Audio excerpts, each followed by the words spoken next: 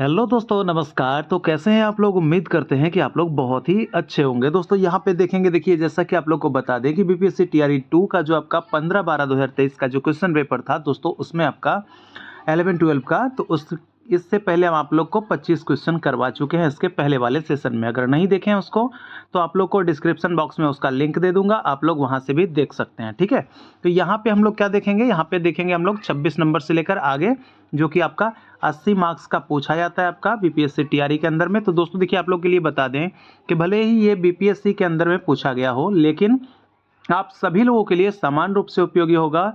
आप लोग चाहे एस्टेट वाले हों या फिर यूपी टेट वाले हों या फिर आपका यूपी टीजीटी हो, एमपी टेट हो। ठीक है, आपकी बात कर लेंगे एलटी ग्रेड जो म्यूजिक की वैकेंसी जो आई है उसके लिए भी है। तो काफ़ी जो है आप लोग को हेल्पफुल यहाँ पे साबित होगा सेशन। ठीक है, चलिए तो हम शुरू करेंगे फटाफट, लेकिन उससे पहले आप लोगों से खास एक छोटी सी रिक्वेस्ट है मेरे दोस्त कि अगर आप लोग चैनल पे नए हैं, पुराने हैं, अगर अभी तक आप लोगों ने सब्सक्राइब नहीं किया है तो सब्सक्राइब करके सबसे पहले नोटिफिकेशन कॉल पे सेट कर लीजिएगा, ताकि आने वाला जो भी सेशन होगा वो सबसे पहले आपके पास पहुंच जाएगा। इसलिए आप लोग को चैनल को सब्सक्राइब कर लेना है। ठीक है, चलिए तो बढ़ते हैं हम अपने सेशन में। तो यहाँ पे प्रश्न हमारा पहला यानी कि 26, राग भीम पलासी का मुख्य अंग है। भैया राग भीम पलासी की बात कर रहे हैं, इसका मुख्य अंग क्या हो जाएगा, कौन सा? क्या आपका धानी रेसा होगा या फिर आपका नी कोमल, नी ये कोमल है। ठीक है, इस टाइप का जो भी है ये कोमल लिखते हैं। ठीक है, क्योंकि टाइपिंग नहीं हो पाता है कोमल टाइप का, तो इसलिए हम ये जो है इस तरह से आप लोग समझिएगा कि ये कोमल के बारे में बताया गया है। ठीक है, तो नी सा म प ग म रे सा या फिर ग म ध ध प ग म रे सा। ठीक है, क्या हो जाएगा इसका आंसर? तो इसका जो स्वरावली जो है, ये जो मुख्य अंग है भीम पलासी का, ये कौन सा अंग हो जाएगा?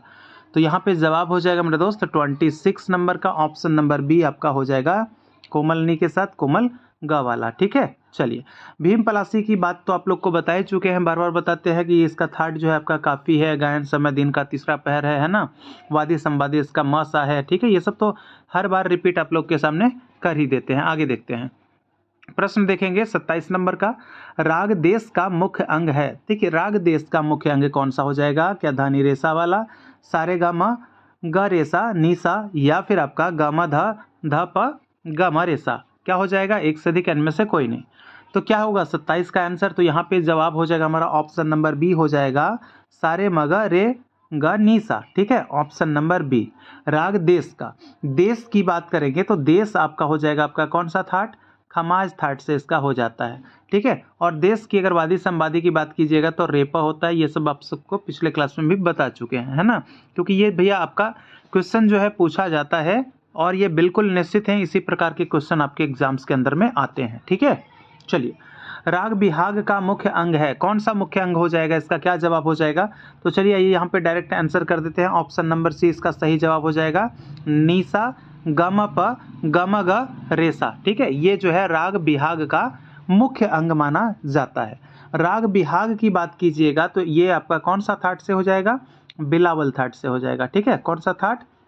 बिलावल थाट से हो जाएगा। बिहाग की वादी संवादी की बात कीजिएगा तो ग नी वादी संवादी इसका हो जाता है। बिहाग के गायन समय की बात कीजिएगा तो रात्रि का कौन सा पहर?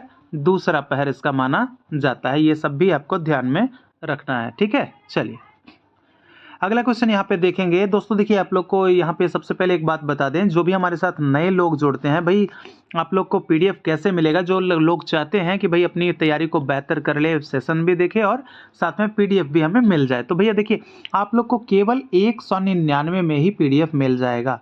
वो भी प्रीवियस क्लास का भी, जो पहले क्लास हुआ है उसका भी मिल जाएगा और आने वाला क्लास का भी मिल जाएगा। केवल आपको इतना में ही 199 में ही। ठीक है, और आपके एग्जाम्स तक आप लोग को पीडीएफ मिल जाएगा, ये आपको ध्यान रखना है। ठीक है, तो देखिए कैसे पीडीएफ मिलेगा, इसके लिए क्या करना है, व्हाट्सएप नंबर दे रहा हूँ 9122366282, ये व्हाट्सएप नंबर है। ठीक है, आप लोग इस पर संपर्क कर लीजिएगा। जिनको भी पीडीएफ चाहिए वो लिखिएगा, पीडीएफ चाहिए तो वहाँ से आप लोग को व्हाट्सएप पे लिखिएगा, उसके बाद फिर स्कैनर प्रोवाइड करवा दिया जाएगा आपको।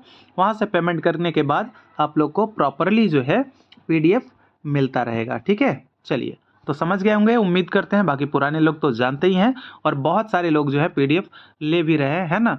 तो यहाँ पे देखिए प्रश्न को पूछ रहा है कि ताल तिलवाड़ा में कितनी मात्राएं होती है। तिलवाड़ा ताल में कितनी मात्रा? क्या 12? 15, 16, एक से अधिक इनमें से कोई नहीं। तो तिलवाड़ा ताल की हम बात कर लेंगे तो यहाँ पे जो आपका ऑप्शन नंबर सी हो जाएगा, तिलवाड़ा ताल में 16 मात्रा होती है। ठीक है, चलिए तिलवाड़ा ताल में मात्रा तो बताया मैंने 16।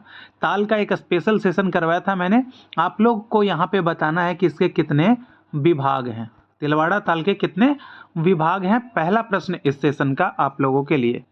12 मात्रा की ताल एक बता दीजिए। तो भैया एक ताल और 4 ताल ये दोनों में 12 मात्रा का ताल है। 15 मात्रा की बात कीजिएगा तो पंचम सवारी हो जाता है। ठीक है, ये जो है बराबर पूछा जाता है पंचम सवारी वाला, तो वो भी आप लोग को ध्यान रखना है, वो 15 मात्रा का होता है। आगे देख लेते हैं प्रश्न हमारा 30 नंबर का कि झप ताल में कितने विभाग होते हैं। झप ताल में कितने विभाग, क्या 6 विभाग, 5 विभाग, 4 विभाग, एक से अधिक इनमें से कोई नहीं। तो भैया इसमें जो है झप ताल में मात्राओं की संख्या बताई जाती है कि 10 है। ठीक है, इसमें जो आपका विभाग होता है 2 3 2 3 का विभाग होता है। ठीक है, तो ये आपका विभाग जो है आपका कौन सा, कितना, 1 2 3 4, तो इसमें आपके आ गए 4 विभाग। ऑप्शन नंबर सी आपका सही जवाब हो जाएगा। ठीक है, चलिए आगे देख लेते हैं 31 नंबर का क्वेश्चन यहाँ पे कि धमार ताल के चारों विभागों में मात्राओं का सही क्रम है। कौन सा क्रम, 4 3 5 2 होता है, या फिर 5 2 3 4 होता है, 5 4 3 2 होता है, एक से अधिक इनमें से कोई नहीं। तो मात्राओं का जो क्रम होता है विभाग में वो कितने होते हैं, बहुत बार मैंने बताया है, रिपीट किया है इस चीज को बहुत बार, 5 2 3 4 यही होता है ना। तो कहाँ पे आपका 5 2 3 4, ऑप्शन नंबर बी हो जाएगा। ऑप्शन नंबर बी आपका 5 2 3 4 ये सही जवाब। और मात्राओं की संख्या की बात कर लेंगे तो 14 मात्रा, और ये विभाग 4 हो गए। ठीक है, और धमार जो है आपका किसमें, धमार जो है धमार गायन में इस ताल का प्रयोग होता है। ठीक है, चलिए अगला क्वेश्चन हमारा हो जाएगा 32 नंबर का कि संगीत में अलंकार के लिए प्रयुक्त होने वाला पर्याय शब्द है। देखिए किसके लिए प्रयुक्त कर रहा है, अलंकार के लिए।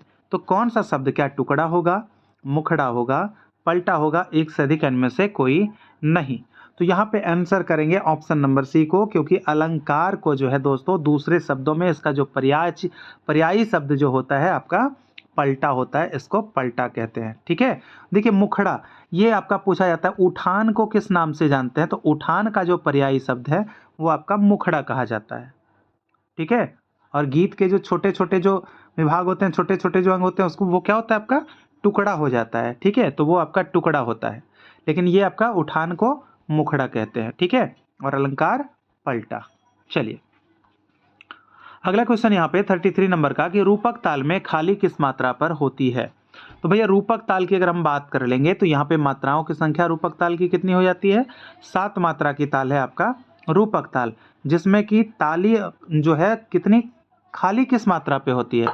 तो खाली की हम बात कर लेंगे तो 7 मात्राओं की ताल है, तो इसमें जो आपका होता है पहली मात्रा पे खाली होता है, और इसको हिंदुस्तानी संगीत में जो है आपका कहा जाता है कि ये पहली मात्रा वाली ताल है, पहली मात्रा पे खाली वाली ताल है। ठीक है, चलिए तो यहाँ पे आप लोग समझ गए 7 मात्रा इसके हो जाते हैं। एक आपका और है तिवरा ताल, जिसमें कि भी आपका 7 मात्रा बताया जाता है। ठीक है, चलिए 34 नंबर का क्वेश्चन है कि ध्रुपद शैली का प्रसार किसके शासनकाल में हुआ था। क्या अकबर के, शाहजहां के, मान सिंह तोमर, एक से अधिक इनमें से कोई नहीं। तो आप लोग को बता दें कि ध्रुपद शैली का प्रसार जो है आपका वो 15वीं सदी का माना जाता है। कौन सी सदी भाई, 15वीं सदी का माना जाता है। तो किनके शासनकाल में, तो आंसर करेंगे ऑप्शन नंबर सी, राजा मानसिंह तोमर के शासन काल में। और इनका एक पुस्तक है, कौन सा, मान कौतूहल। कौन सा, मान कौतूहल इनकी एक पुस्तक है। और ये पुस्तक जो है फुल्ली आपका ध्रुपद, ठीक है, ध्रुपद का जो रचना किया गया है, इसमें टोटल जो है फुल्ली ध्रुपद रचित ग्रंथ आपका माना जाता है मान कौतूहल को। और इसी का जो है क्या किया था, फारसी अनुवाद किया था। मैंने पिछले सेशन में सवाल पूछा था ना आपसे, चलिए जो जवाब दिए हैं वो भी ठीक है, नहीं दिए हैं तो वो भी जान लीजिए। ठीक है, देखिए मान कौतूहल जो है इसका जो है फारसी में अनुवाद किया था, कौन से नाम से, तो राग दर्पण के नाम से। ठीक है, जो कि एक राग दर्पण के नाम से किसने किया था। अब सवाल ये आपसे बन गया। ठीक है, राग दर्पण के रचयिता कौन है, क्लियर, समझ पाए होंगे। देखिए अकबर के दरबार में जो है थे तानसेन आपके बहुत ही ज्यादा प्रसिद्ध थे अकबर के दरबार में। शाहजहां ने जो लाल खां और दीरंग खां को, किसको, लाल खां और दीरंग खां को किसकी उपाधि दी थी शाहजहां ने? तो गुण समुद्र की उपाधि दी थी। क्या? गुण समुद्र की उपाधि दिया था लाल खां और दीरंग खां को। किसने? तो शाहजहां ने। क्लियर, समझ पाए होंगे। आगे बढ़ते हैं। क्वेश्चन हमारा हो जाएगा 35 नंबर का कि ध्रुपद की कितनी बानियां हैं? कितनी बानियां भैया ध्रुपद की? तो आप लोग देख लीजिए। एक तो आपका होता है खंडार वाणी, दूसरा होता है आपका कौन सा, गौहार वाणी, ठीक है। तीसरा हो जाता है आपका डागुर वाणी, ठीक है, डागुर वाणी। और आपका कौन हो जाता है चौथा, नौहार वाणी। ये कितनी वाणियां हैं? 1 2 3 4, यही ध्रुपद की वाणियां हैं। तो भाई आंसर क्या करेंगे हम लोग? तो डायरेक्टली आंसर करेंगे ऑप्शन नंबर ए को, यानी कि 4 वाणियां। खंडार वाणी का संबंध समोखन खां से माना जाता है, ठीक है। और गौहार वाणी का संबंध जो है आपका तानसेन से माना जाता है। डागुर वाणी का संबंध ब्रजचंद से माना जाता है। और नौहार वाणी का संबंध श्रीचंद से माना जाता है, ठीक है। ये सारी चीजें जो है, जो भी लोग पीडीएफ ले रहे हैं, ये सब सारी चीजें उन लोगों को लिखकर इस तरह से मिल जाती है, ठीक है। तो आप लोग के लिए यहाँ पे टेंशन लेने वाली बात नहीं है। बाकी क्लास के अंदर भी तो बता ही देते हैं, डिस्कशन कर ही देते हैं, ठीक है। और 80 क्वेश्चन आप लोग को जो है एक ही साथ जो है पीडीएफ में मिल गया है। जो भी ले रहे हैं, ये आपका पार्ट बाय पार्ट में जो है 80 का क्वेश्चन का दे देंगे हम प्रीवियस ईयर का, ठीक है, जो भी क्वेश्चन पूछा गया है। बाकी आपको जैसे जैसे सेशन है उसके हिसाब से पीडीएफ दे ही रहे हैं, ठीक है ना। तो पीडीएफ लेने वाले उन लोगों के लिए परेशान नहीं होना है, ठीक है, आप लोग को बता दिया है।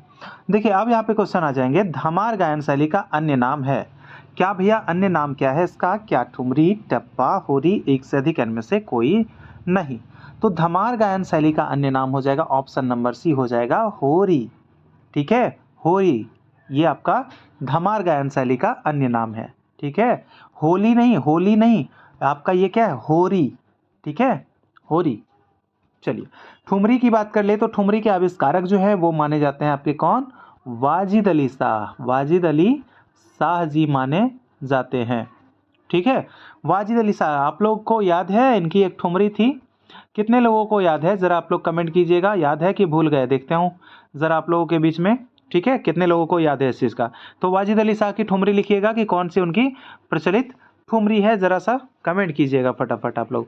टप्पा के आविष्कारक सोरी मियाँ को माना जाता है, ठीक है, जो कि कौन सा स्टेट? तो पंजाब स्टेट में इसका आविष्कार हुआ था टप्पा का।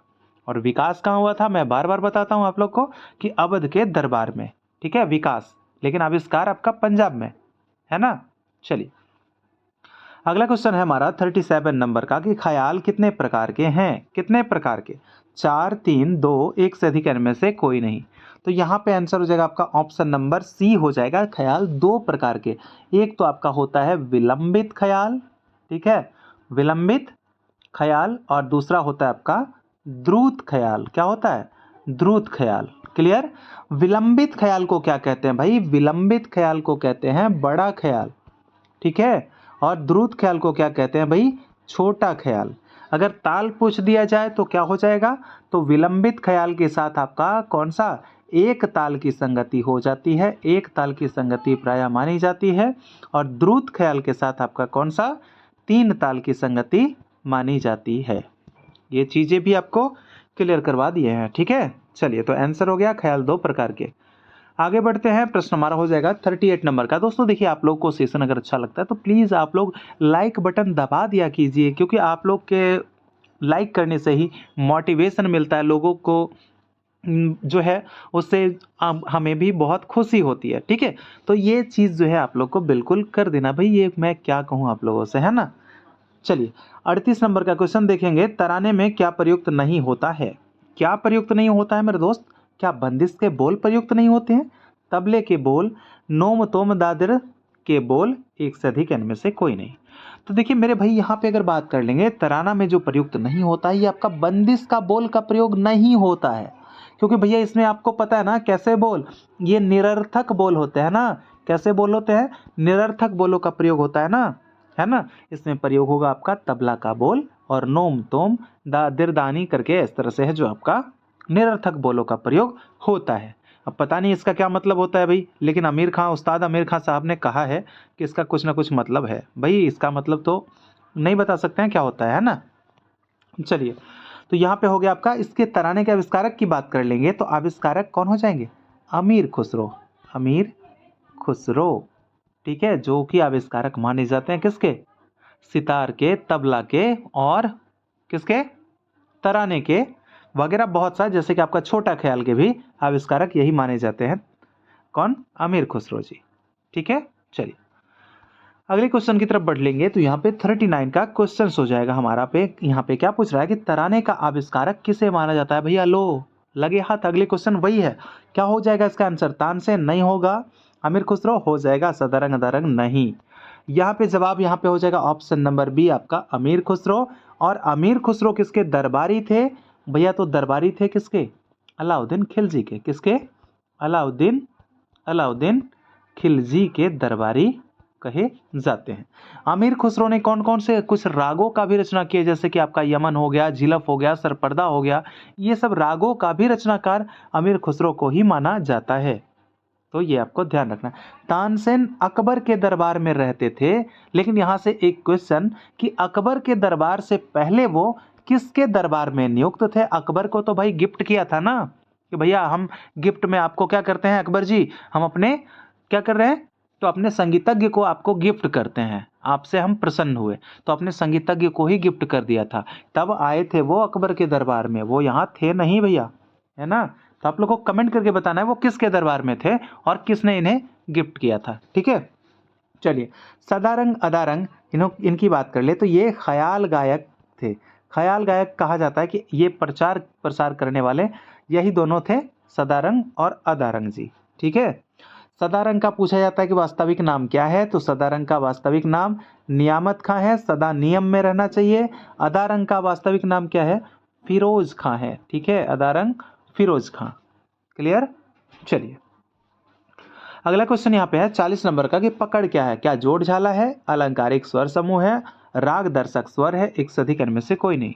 तो यहाँ पे आपका आंसर हो जाएगा ऑप्शन नंबर सी हो जाएगा, राग दर्शक स्वर समूह है, जिससे कि भैया वो स्वर समूह जिससे कि हम किसी राग को देखते ही पकड़ लें कि हाँ ये भैया फलाना राग है ना, है ना। तो वही आपका पकड़ होता है, यानी राग दर्शक स्वर समूह जो होता है वही होता है पकड़, है ना।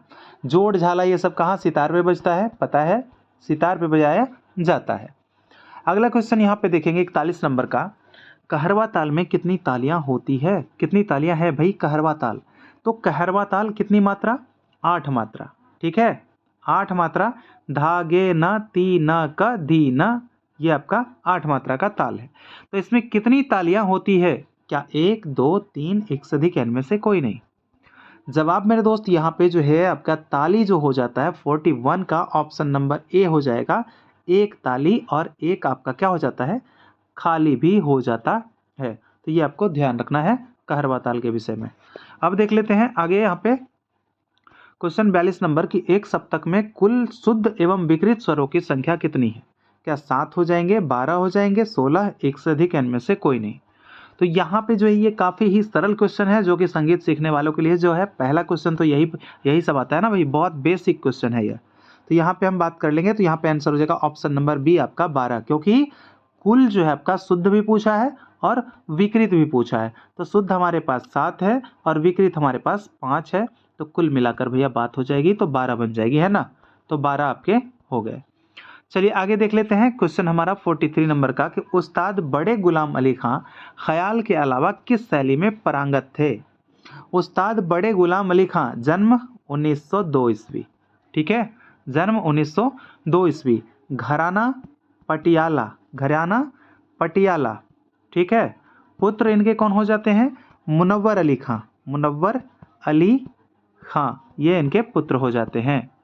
ठीक है, चलिए तो यहाँ पे देखेंगे क्या हो जाएगा, ख्याल के अलावा क्या नाट्य संगीत में पारंगत थे, ठुमरी में, ध्रुपद में, एक से अधिक इनमें से कोई नहीं। तो यहाँ पे आंसर हो जाएगा आपका ऑप्शन नंबर बी हो जाएगा, ठुमरी।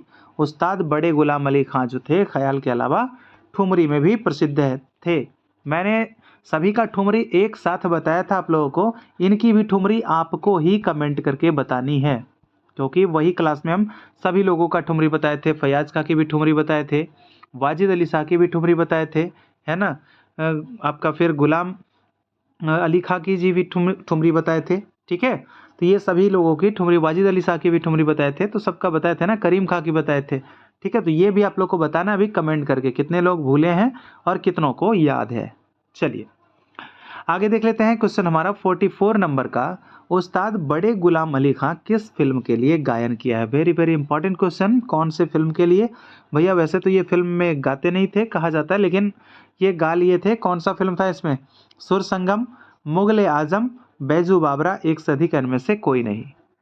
क्या जवाब हो जाएगा यहाँ पे? यहाँ पे क्या जवाब होगा? तो यहाँ पे आंसर करेंगे ऑप्शन नंबर बी, मुगल ए आजम, ठीक है, मुगल ए आजम। इसमें इन्होंने क्या किया है? अपनी गायन या अपनी आवाज को दिया है इन्होंने, ठीक है, बड़े गुलाम अली खां साहब। इनकी मृत्यु कब हुई थी? इनकी मृत्यु कब हुई थी? शायद मेरे ख्याल से 1956 में, ठीक है। एक बार इसको कंफर्म होइएगा, मेरे ख्याल से 1956 इसका आंसर होना चाहिए, मृत्यु इनकी, ठीक है। चलिए अगला क्वेश्चन हम देखेंगे यहाँ पे 45 नंबर का कि राग बिहाग किस थाट का राग है? तो भैया राग बिहाग हम ऊपर में ही बताएं आपको कि कौन सा थाट। काफी नहीं होगा, पूर्वी नहीं होगा, भैरव नहीं होगा, भाई एक से अधिक इनमें से कोई नहीं।